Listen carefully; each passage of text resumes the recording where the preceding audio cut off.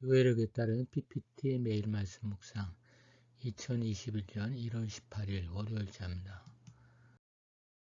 오늘의 말씀 시편 86편 1절에서 17절, 사무엘상 9장 27절, 10장 1절에서 8절, 고린도후서 6장 14절에서 18절, 그리고 7장 1절입니다.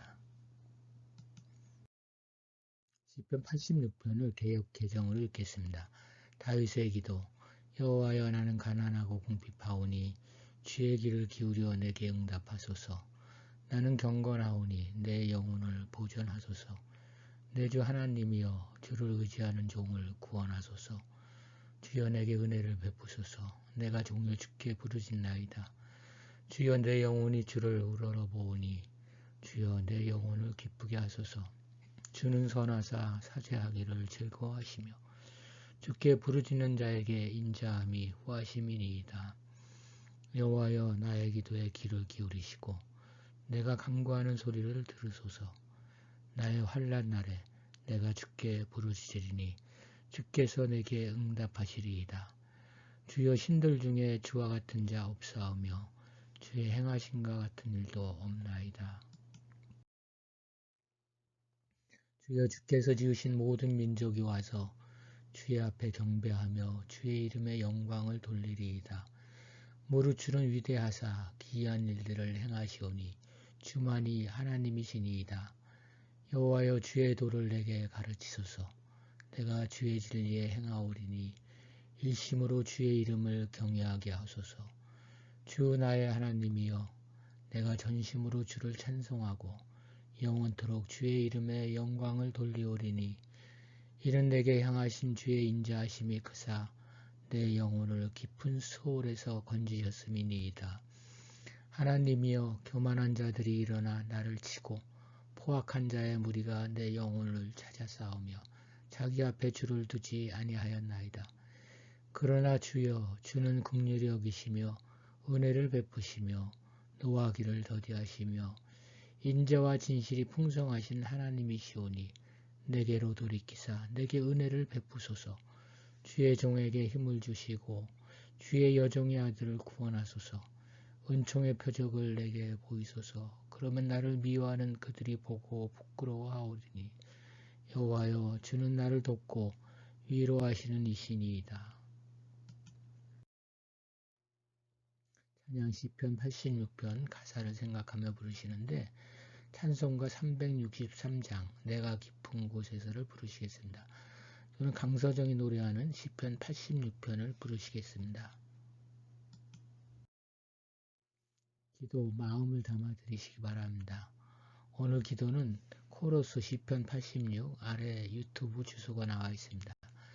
또 시편 86편 칸타티쿰 콰이어 시편 86편 합창을 들으면서 내용을 담아 기도하신 그런 경험하시기 바랍니다. 사무엘상 9장 개역 개정으로 읽겠습니다. 성읍 끝에 이름에 사무엘이 사울에게 이르되 사원에게 우리를 앞서게 하라 하니라. 사원이 앞서감으로 또 이르되 너는 이제 잠깐 서 있으라. 내가 하나님의 말씀을 내게 들려주리라 하더라. 이에 사무엘이 기름병을 가져다가 사울의 머리에 붓고 입맞추며 이르되 여호와께서 내게 기름을 부으사 그의 기업의 지도자로 삼지 아니하셨느냐. 네가 오늘 나를 떠나가다가 베냐민 경계 셀사에 있는 라헬의 묘실 곁에서 두 사람을 만나리. 그들이 내게 이르기를 네가 찾으러 갔던 암나기들을 찾은지라. 네 아버지가 암나기들의 염려는 놓았으나 너희로 말미암아 걱정하여 이르되 내 아들을 위하여 어찌하리요 하더라 할 것이요. 내가 거기서 더 나아가서 다볼 상수리 나무에 이르면 거기서 하나님을 배우려고 베델로 올라가는 세 사람을 만나리니 한 사람은 염소 새끼 셋을 이끌었고 한 사람은 떡 세 덩이를 가졌고 한 사람은 포도주 한 가죽 부대를 가진 자라. 그들이 내게 무난하고 떡 두 덩이를 주겠고 너는 그의 손에서 받으리라. 그 후에 네가 하나님의 산에 이르리니 그곳에는 블레셋 사람들의 영문이 있느니라.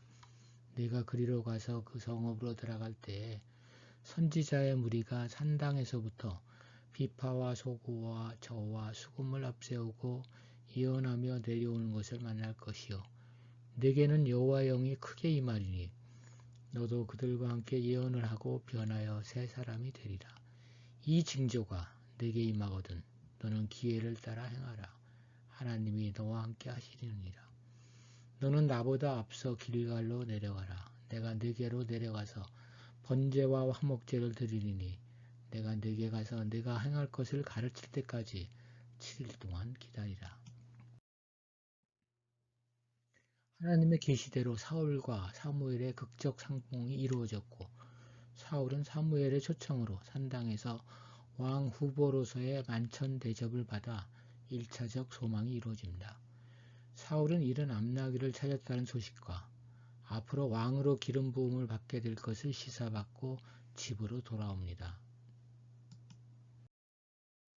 이어지는 10장에서는 사울이 사무엘로부터 지도자로 기름 부음 받은 사건과 사무엘로부터 들은 하나님 말씀이 세 그룹의 사람을 만남으로써 증명되는 이야기로 구성됩니다. 하나님에 의해 왕으로 기름 부음을 받은 자는 하나님의 영으로 전적으로 거듭나야 합니다. 왕의 후보로 지명된 사람은 10장 1절에서 6절에 언급된 대로 기업의 지도자적, 제사장적, 예언자적 기능을 수행해야만 합니다. 기업의 지도자란 하나님이 주신 이스라엘 땅과 자손을 안전하게 보호하고 위기시에 백성을 적의 손으로부터 구원해내야 하며 제사장직은 하나님과 백성들 사이에서 중재적 역할을 감당하는 것을 말합니다. 예언자적 기능은 현실을 파악하여 하나님의 뜻을 전하고 하나님과 그의 백성들 사이에 중재 역할을 하는 것입니다. 기름 부음 받은 왕은 이 세 가지 기능을 할 수 있어야 합니다. 우리는 사회 각계에서 신자 지도자들을 많이 봅니다. 성령의 인도를 받기보다 자신의 마음을 따르다 불행하게 되는 모습도 봅니다. 우리 역시 처한 곳에서 의도하지 않더라도 지도자 기능을 합니다. 사울에게 부었던 기름이 우리에게 오신 성령이시라면 성령님을 의지해야 할 것입니다. 그런데 성령님은 우리의 마음보다 얼마나 미약한지요. 성령님은 우리가 성령을 거스를 때 슬퍼하시며 어깨를 보이며 뒤돌아서실 것입니다. 성령님이 인도하시도록 자신을 내어드리는 것이야말로 지도자가 우선 갖추어야 할 능력입니다. 고린도후서 6장을 개역개정으로 읽겠습니다. 우리는 살아계신 하나님의 성전. 너희는 믿지 않는 자와 멍에를 함께 매지 말라. 의와 불법이 어찌 함께하며 빛과 어둠이 어찌 사귀며 그리스도와 벨리알이 어찌 조화되며 믿는 자와 믿지 않는 자가 어찌 상관하며 하나님의 성전과 우상이 어찌 일치가 되리요. 우리는 살아계신 하나님의 성전이라. 이와 같이 하나님께서 이르시되 내가 그들 가운데 거하며 두루 행하여 나는 그들의 하나님이 되고 그들은 나의 백성이 되리라. 그러므로 너희는 그들 중에서 나와서 따로 있고 부정한 것을 만지지 말라. 내가 너희를 영접하여 너희에게 아버지가 되고 너희는 내게 자녀가 되리라. 전능하신 주의 말씀이니라 하셨느니라. 그런즉 사랑하는 자들아 이 약속을 가진 우리는 하나님을 두려워하는 가운데서 거룩함을 온전히 이루어 육과 영의 온갖 더러운 것에서 자신을 깨끗하게 하자.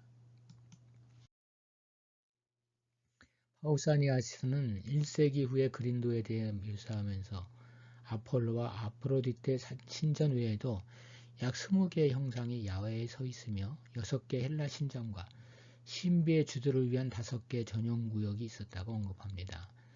고린도인들은 이론상으로는 개종 이후 우상 숭배에서 떠났지만 실제로는 여전히 이방 종교의 세력을 떨치고 있었습니다. 바울은 그러한 우상 숭배에서 완전히 떠났을 때 하나님이 그들을 당신의 자녀로서 받아들이신다고 말합니다. 새 개종자들은 그들이 이전에 믿던 신들은 자신을 열렬히 신봉하는 자들에게 자신만을 섬기라고 요구하지 않았다. 그들은 여러 신들을 믿을 수 있었고 각 사람은 그들 중 하나나 대개는 그 이상의 신에게 특별한 관심을 가질 수 있었습니다. 어느 때든지 자신들이 섬기는 신의 수를 제한할 이유가 하나도 없었습니다. 그래서 새 개종자들은 자신들이 이제는 그리스도인으로서 섬겨야 하는 새로운 신인 하나님의 유일하심을 쉽게 인정하지 못하고 그리스도에 대한 새 헌신과 더불어 이전 신들에 대해서도 여전히 순종하는 것입니다. 바울은 이들 우상을 섬기며 온전히 믿지 않는 자와 멍해를 같이 하지 말라고 말합니다. 그렇다고 바울은 불신자들을 전혀 상대하지 말라고 하는 것은 아닙니다. 만약 그리스도인이 비그리스도인과 결혼했다면 그는 믿지 않는 자와 결혼 생활을 성실하게 이어가야 합니다. 불신자의 집에 초대를 받으면 참석할 수 있고 불신자도 그리스도인들의 모임에 참석할 수 있습니다. 실제로 바울이 전에 썼듯이 음행하는 자들, 탐하는 자들, 토색하는 자들, 우상 숭배하는 자들과 완전히 분리되려면 세상 밖으로 나가야 할 것입니다. 사도 바울이 분명하게 금하고 있는 것은 우상 숭배적인 식사나 예배에 참여하지 말라는 권고와 관련된 것입니다. 당시 사회에서 주인이 신의 이름으로 차려진 식사에 친구들을 초청하는 것은 관례였습니다. 그럴 때는 연애하는 동안에 신에게 기도를 드렸습니다. 바울은 이 같은 우상 숭배적 행위를 완전히 버리고 떠나라고 합니다. 떠나는 것이야말로 거룩입니다. 거룩한 사람은 하나님을 섬기는데 헌신한 사람입니다. 하나님의 백성은 전통적으로 성도라고 번역됩니다. 신약 성경에서 마지막 때 하나님 백성의 구성원들인 그리스도인들을 성도라 부릅니다.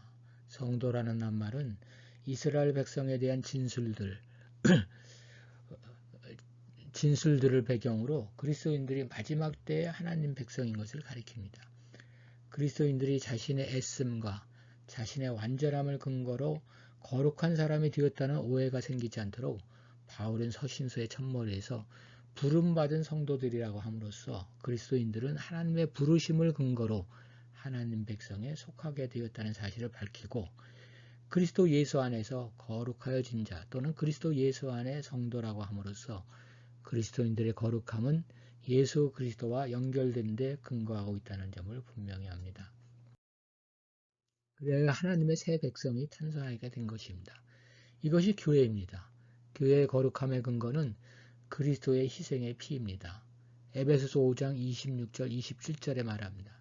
그리스도께서 그렇게 하신 것은 교회를 물로 씻고 말씀으로 깨끗하게 하여서 거룩하게 하시려는 것이며 티나 주름이나 또 그와 같은 것들이 없이 아름다운 모습으로 교회를 자기 앞에 내세우시려는 것이며 교회를 거룩하고 흠이 없게 하시려는 것입니다. 바울은 개별적인 신자들을 지칭할 때 살아계신 하나님의 성전이라는 이미지를 사용했습니다. 그리스도를 따르는 무리들은 예배의식을 거행하는 건물이나 장소를 통해 정체성이 확인되는 존재가 아닙니다.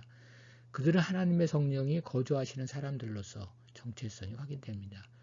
교회는 성도들이 찾아가는 장소가 아니라 신자들 자신이 교회입니다. 그리고 그리스도의 죽으심을 통해 신자들은 하나님의 사랑의 가족에 속하게 된 것입니다. 신자들은 교회를 이루어 거룩함을 온전히 이루어갑니다. 하지만 사실 거룩함을 온전히 이룬다는 것은 불가능합니다. 바울도 자신의 불완전성을 인정하면서 그래서 그리스도를 닮기 위해 끊임없는 노력을 경주해야 할 이유라고 했습니다. 바울은 자기 안에 거하시는 성령만이 영적인 성숙을 추구할 수 있는 능력을 주신다는 사실을 알았습니다. 성도들은 그리스도께서 재림하시는 날 완전에 이를 수 있을 것입니다. 그때까지는 성령과 협력하며 믿음을 성숙시켜 나가라는 명령을 받았습니다. 그리스도와 같은 인격과 거룩한 삶을 단번에 성취할 수 없지만 성숙과 온전함을 향해 자라가야 합니다. 우리가 자녀의 발달 단계에 따라 행동 발달이 있기를 기대하듯이 하나님께서도 우리의 영적 발달 정도에 따라 다른 행동을 기대하십니다. 여기에 표가 있는데 여러분은 어디에 속했는지 한번 보시기 바랍니다. 우리는 거룩과는 상관없는 세속 세계에서 살아갑니다. 거기서 성도, 거룩한 자로 살아가는 일은 정말 힘들 겁니다. 이유는 거룩한 자로 살겠다는 마음을 잃지 않는 것입니다. 기도하겠습니다. 오늘은 여기 주소에 나오는 것을 바탕으로 한 기도를 드리시겠습니다. 사랑하는 하나님 아버지, 당신은 거룩하신 하나님이시며 저도 거룩해지기를 원합니다. 당신에게로 구별되고 당신에게 합당하고 당신을 기쁘게 하는 방식으로 살아가도록 도와주시옵소서. 제 마음을 살피고 그 안에 죄가 숨어 있으면 그것을 찾아서 없애시기를 간구합니다. 깨끗한 손과 순수한 마음을 가진 사람만이 당신 앞에 설 수 있음을 알고 있기 때문입니다. 제 마음을 정화하고 내면의 생각을 깨끗게 하며 제 행동과 태도 뒤에 숨겨져 있는 동기를 살피시옵소서. 마음의 거룩함을 지니고 살기를 원하나이다. 제 삶에서 당신을 슬프게 하는 것이 있다면 당신의 은혜로 그것을 뿌리채 뽑아주시고 제 삶의 모든 날들을 그리스도의 의로 덧입고 당신께로 구별되어 걸어갈 수 있도록 이끌어 주시옵소서. 아멘.